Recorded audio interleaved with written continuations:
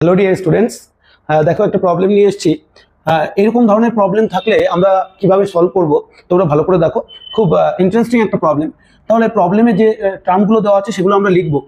যদি আমরা লিখি তাহলে দেখো 1/√1 প্লাস √2 প্লাস, এরকম থাকলে আমরা এর মান কি করে বের করব। প্রথমে আমাদের যেটা করতে হবে সেটা হচ্ছে নিচে আমরা a² - b² এর ফর্মুলায় আনবো কি করে সেটা আমাদের দেখতে হবে। তাহলে কি করতে হবে, যে টার্মটা আছে সেই টার্মটারই আমরা মাইনাস করে যদি গুণ করে দিই উপর নিচে, তাহলে আমাদের ভ্যালুও অপরিবর্তিত থাকবে এবং আমরা নিচে a² - b² ফর্মুলাও পেয়ে যাবো। ঠিক আছে, তো কি করে করছি দেখো।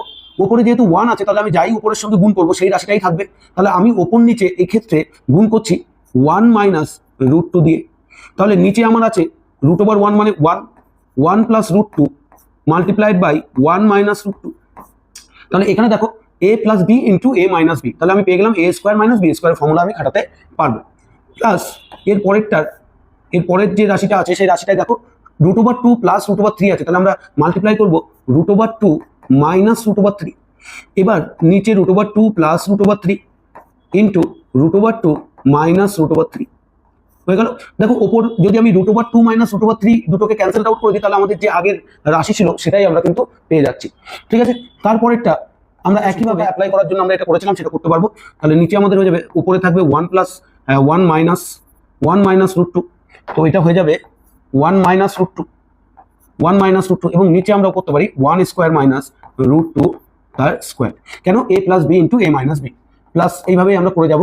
√2 মাইনাস √3 আছে, তাহলে এখানে হয়ে যাবে √2, আমাদের কি থাকবে 1 মাইনাস √2, এখানে 1, এখানে দেখো মাইনাস √2 এর স্কোয়ার করলে আমরা পাবো 2 প্লাস একইভাবে পরেরটাই √2 মাইনাস √3, তাহলে এটাতেও পাবো আমরা 2 মাইনাস 3, পরেরটাতেও আমরা। তাহলে এই ক্ষেত্রে এখানে দেখো -1 থাকছে, তাহলে সেই মাইনাসটা আমরা উপরে মাল্টিপ্লাই করব।